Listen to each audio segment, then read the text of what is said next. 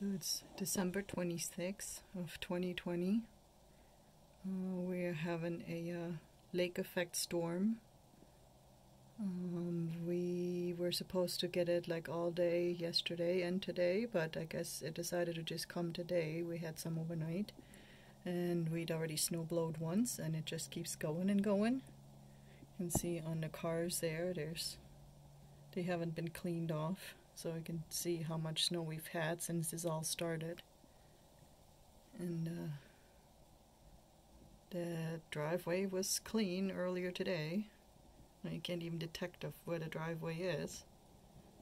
And just to say, can't see really far because that's what lake effect does. The visibility is just really bad. So it's like a little after 2 in the afternoon, so I'll take some more pictures or video later to see how much more we will get.